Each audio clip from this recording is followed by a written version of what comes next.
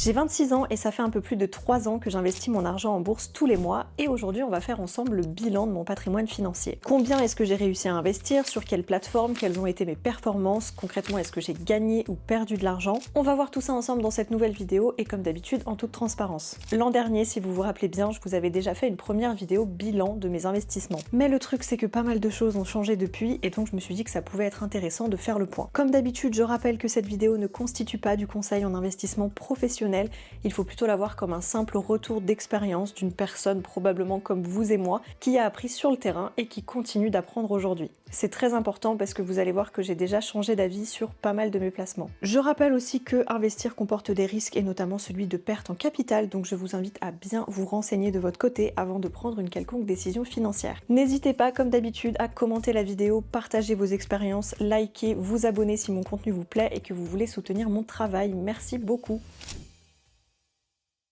Sans transition, voici tout de suite la répartition de mon portefeuille actuel versus celle de l'an dernier pour qu'on puisse comparer. L'an dernier, j'avais réussi à accumuler 56 000 euros, soit épargnés, soit investis, plus-value incluse. Et cette année, mon patrimoine s'élève à 68 000 euros, soit une augmentation de 12 000 euros par rapport à l'an dernier. Et je trouve que c'est quand même pas mal compte tenu des nombreuses dépenses que j'ai eues cette année, mais on y reviendra plus tard dans la vidéo. Juste quand même pour préciser, tout cet argent provient d'un mix entre les revenus que j'ai pu générer depuis le début de ma carrière et des dons que ma famille a pu me faire depuis que je suis petite. Sur ces 68 000 euros, on peut se demander quelle est la part de plus-value latente, donc j'ai fait le calcul et on est approximativement autour de 8 700 euros, c'est-à-dire que cet argent-là n'est pas réellement acquis tant que je ne vends pas mes parts et qu'il continue de fluctuer en fonction de l'évolution des marchés. Et évidemment que sur cette plus-value, il y aura des impôts à payer qui dépendent des enveloppes que j'ai choisies, mais aussi du moment où je vais retirer, donc pour simplifier, je ne vais pas en tenir compte ici. On va pas non plus revenir dans cette vidéo sur ce qu'est un PEA, une assurance vie, un PER, un compte titre ordinaire, etc.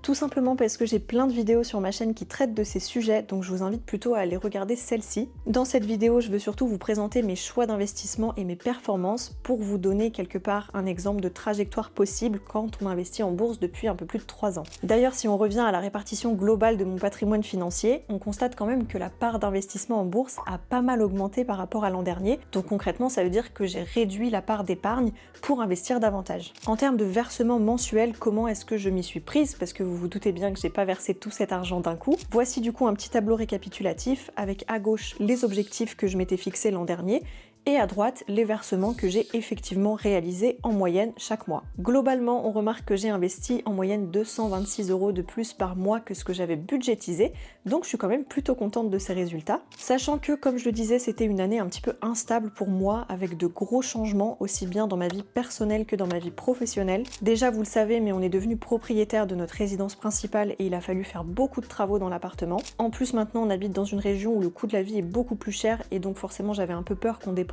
plus cette année. Pour ceux qui ne le savent pas, je suis aussi tombée enceinte l'an dernier et donc forcément il a fallu acheter pas mal de matériel pour préparer l'arrivée de bébé. Et en plus de tout ça, juste avant, j'avais décidé de quitter mon CDI pour me reconvertir à temps plein sur les réseaux. Très honnêtement, j'avais peur que cette instabilité générale m'empêche d'atteindre mes objectifs financiers, mais finalement mes revenus n'ont pas été si instables que ça et pour les plus curieux d'entre vous, j'en parle juste ici.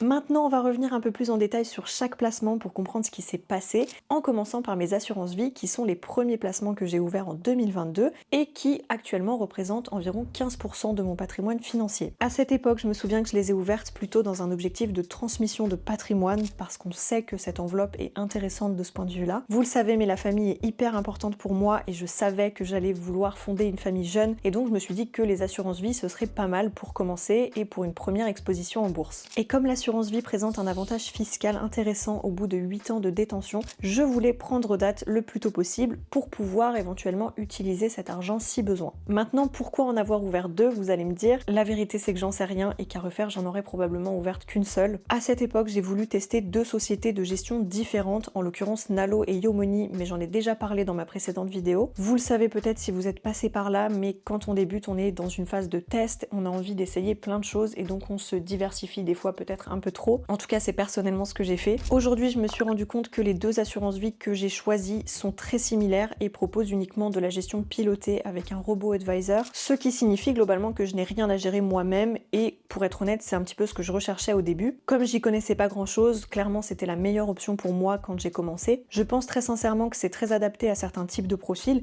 mais c'est vrai que dans mon cas, avec disons les connaissances que j'ai accumulées, je pense que c'est plus vraiment nécessaire. Malheureusement, il n'est pas possible de faire transférer une assurance vie après ouverture, donc je pense qu'à refaire, j'aurais opté pour une société différente qui propose à la fois de la gestion pilotée mais aussi de la gestion libre pour pouvoir éventuellement gérer mes placements moi-même.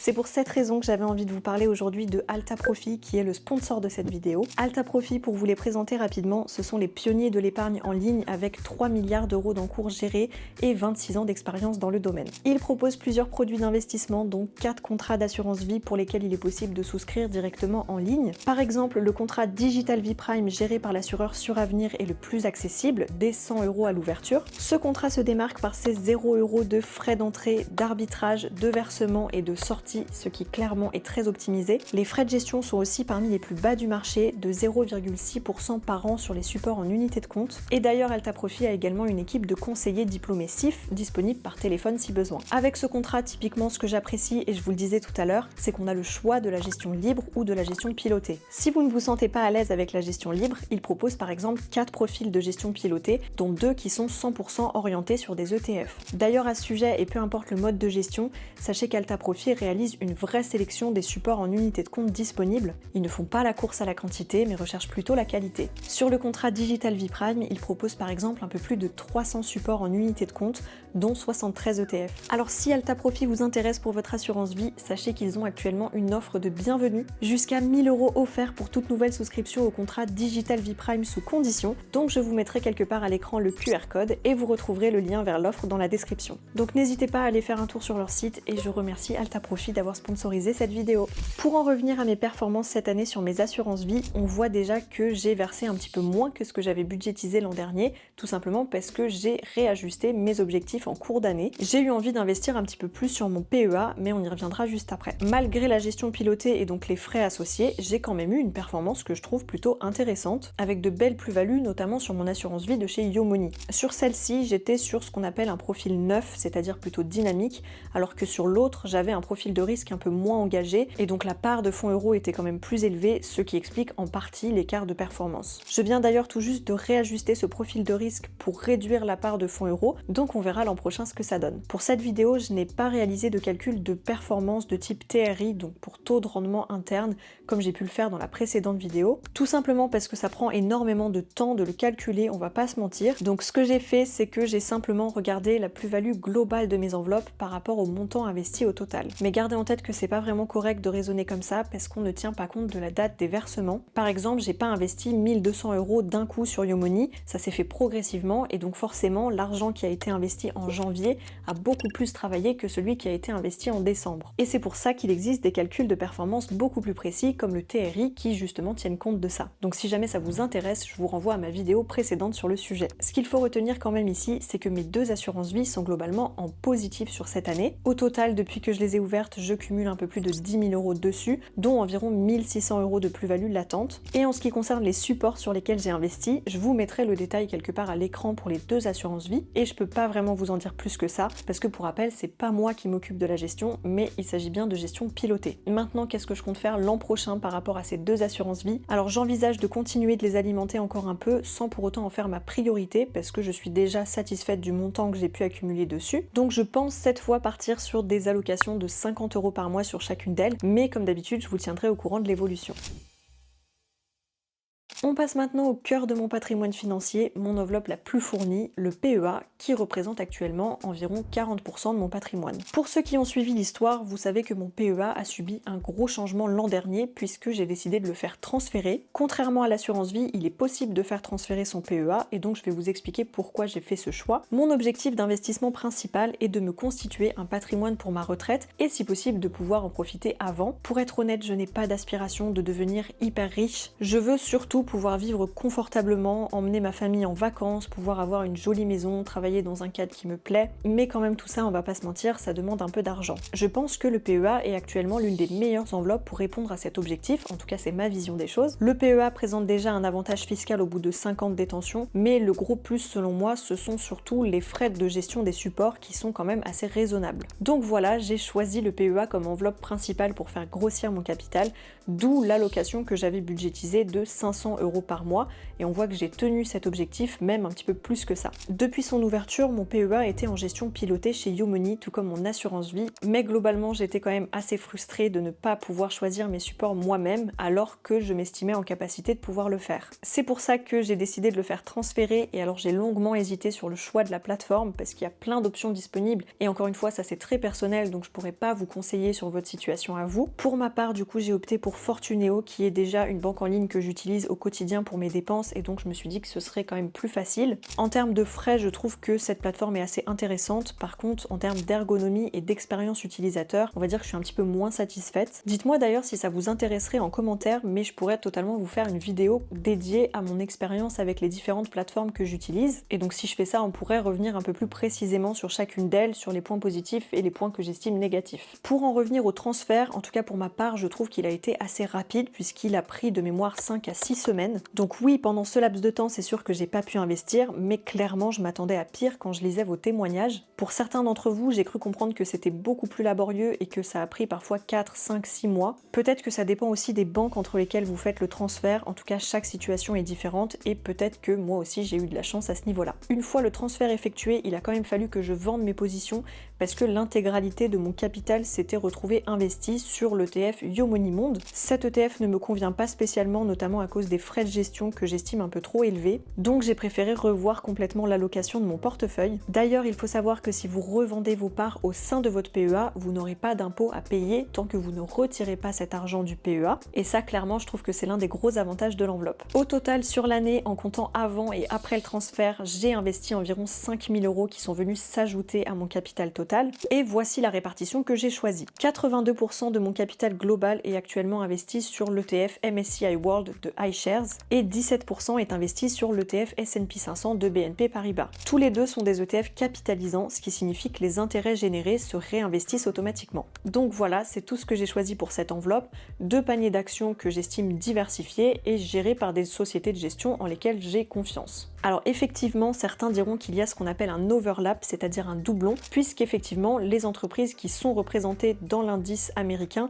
le sont aussi dans l'indice monde, avec qui plus est une pondération importante. Ça veut dire en quelque sorte que j'investis plus sur les États-Unis que si j'avais uniquement opté pour l'ETF Monde par exemple. Bon, on voit quand même que plus de 80% de mon capital est sur l'ETF Monde et pas sur l'ETF américain, parce que l'avantage de celui-ci à mon sens, c'est qu'il s'ajusterait automatiquement si par exemple les entreprises américaines venaient à sous-performer celles des autres pays dans les années à venir, et donc à ce moment-là elles auraient une part moins importante dans l'indice, et ça réduirait mon exposition. Donc certes, les performances historiques du MSCI World sont globalement moins intéressantes que celles du S&P 500 jusqu'à présent, mais on ne sait pas de quoi demain sera fait, et personnellement je préfère jouer la sécurité et opter pour un indice un peu plus global. En tout cas pour l'instant, vous voyez que je n'ai pas opté pour des actifs européens, des actions individuelles ou d'autres types de supports. Tout ça, ça ne fait pas partie de mes plans pour être honnête. Comme je le dis souvent dans mes vidéos, je pense que nos investissements ne doivent pas nécessairement être compliqués pour être de bons investissements. Ces indices-là, par exemple, sont finalement assez simples, ils demandent peu de gestion et impliquent du coup peu d'énergie et peu de stress pour moi, mais ils présentent quand même des performances historiques que j'estime intéressantes. Mais voilà, chaque année je me donne le droit de changer d'avis et de revoir mes allocations.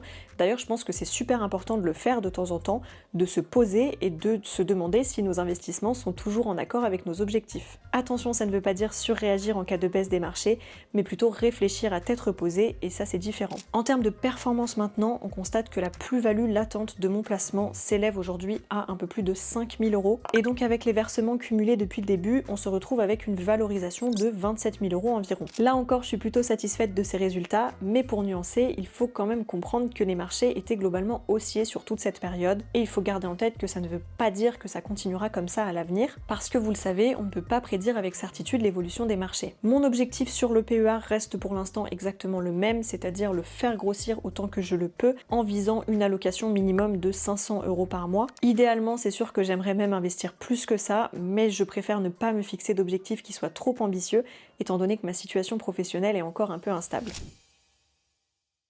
Sans transition, on enchaîne maintenant avec le compte titre ordinaire et là vous allez voir que pas mal de choses ont changé aussi à ce niveau-là. Déjà par rapport à l'an dernier, la part de mon capital financier sur compte titre ordinaire a doublé et elle passe maintenant à 14%. Ce compte titre, il faut savoir que je l'ai ouvert en 2023 sur Trade Republic pour tester les investissements boursiers, étant donné que mes autres placements étaient en gestion pilotée. À ce moment-là, j'ai acheté plein d'actions individuelles, on va pas se mentir, j'ai un petit peu fait n'importe quoi et finalement j'ai regretté d'avoir fait tous ces achats-là un petit peu impulsifs. Mais ça, c'était l'objet d'une précédente vidéo, donc je vais pas trop m'attarder dessus. Là, j'ai enfin décidé de faire le tri dans tout ça, alors j'ai pas revendu mes positions, par contre j'ai revu mes allocations. En moyenne, j'ai investi 200 € par mois dessus, avec la répartition suivante. 100 € sur l'ETC Physical Gold de iShares et 100 € sur l'ETF Uranium and Nuclear Technologies de Van Eck. Et tous les deux sont également capitalisants. J'ai décidé du coup d'arrêter avec les actions individuelles. Au global, c'est sûr que mon portefeuille reste très fouillis parce que comme je vous disais, j'ai pas revendu mes parts, mais je trouve qu'il réalise quand même une belle performance puisque sur les 8200 € investis et cumulés depuis le début, il y a environ 1700 € de plus-value, ce qui représente quand même 20%. Mais vous voyez que j'ai complètement changé de vision et pas que par rapport aux actions individuelles, mais aussi par rapport aux ETF, puisque maintenant je choisis d'investir uniquement sur des actifs qui ne sont pas éligibles au PEA,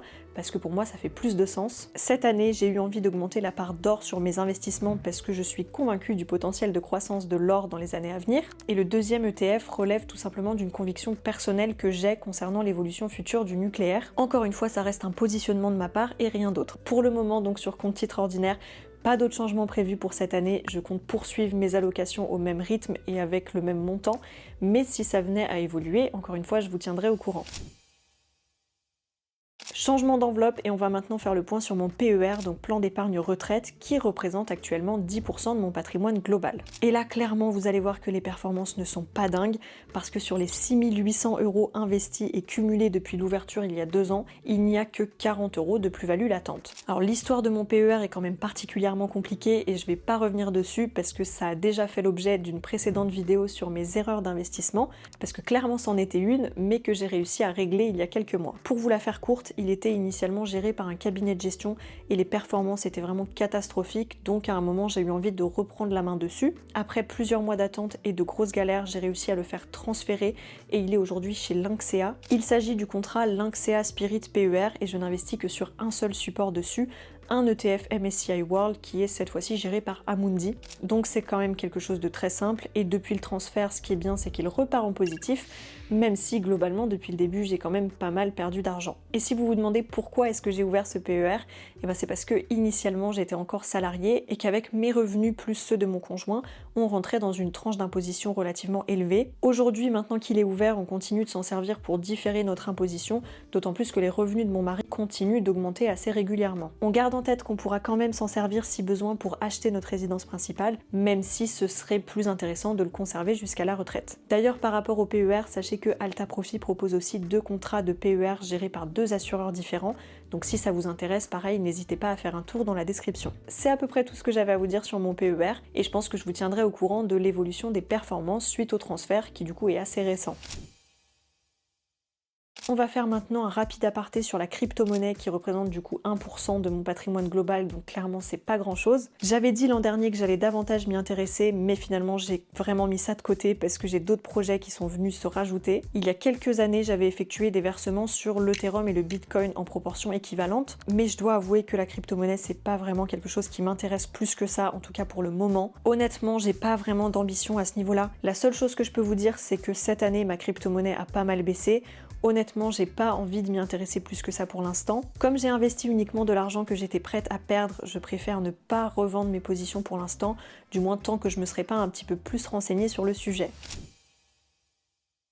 Et pour terminer, j'aimerais qu'on parle du dernier morceau de mon patrimoine financier qui est mon épargne de précaution, puisque vous voyez qu'elle a quand même pas mal diminué, même si elle reste assez conséquente. En fait, je vous répète souvent dans mes vidéos qu'en théorie, notre épargne de précaution devrait correspondre à 3 à 6 mois de dépenses pour qu'on se sente en sécurité et qu'on puisse faire face à un imprévu sans paniquer. L'idéal, je pense que c'est de la placer sur des livrets de type livret A, livret jeune, LDDS, LEP, justement pour qu'elle soit disponible tout de suite. Mais le souci de ces livrets, c'est quand même que les taux d'intérêt sont peu rémunérateurs et donc si notre objectif est vraiment de faire grossir notre capital, le mieux ça reste quand même d'investir si on est prêt à prendre ce risque-là, bien évidemment. Dans mon cas, on voit que l'épargne de précaution représente quand même 21% de mon patrimoine global, soit un peu plus de 14 000 euros. Donc clairement, pour être honnête, on est au-dessus des 6 mois de dépenses, en tout cas pour ma part. Et si je vous dis ça, c'est aussi pour vous expliquer que quelque part dans la vie, tout n'est pas une question de performance, de chiffres, de rendement, mais qu'il y a quand même beaucoup de nuances et surtout de réalité derrière nos décisions. Je vous avoue que, en ce qui me concerne, je me sens beaucoup plus en sécurité avec cette épargne, sachant qu'on a quand même pas mal pioché dedans l'an dernier pour faire face à beaucoup de choses. Je pense quand même que la part de mon épargne va continuer de diminuer dans le temps parce que je ne l'alimente pas activement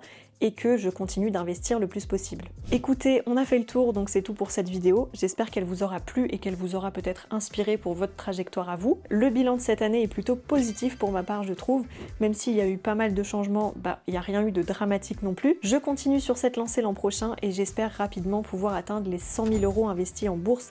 C'est très symbolique, mais pour moi, ça représenterait une petite victoire quand même. Si ça vous intéresse, je pourrais aussi vous faire une vidéo de bilan sur mon investissement immobilier locatif, puisque ça va faire un peu plus d'1 an maintenant que notre appartement est loué. Donc n'hésitez pas à me dire en commentaire si vous voulez que je vous prépare ça. En attendant, pensez à vous abonner si ce n'est pas déjà fait, à liker la vidéo, à partager et à me laisser un commentaire si vous le souhaitez. Sachez que je prends beaucoup de plaisir à tous vous lire et à vous répondre. Prenez soin de vous surtout et moi je vous dis à très bientôt pour une nouvelle vidéo.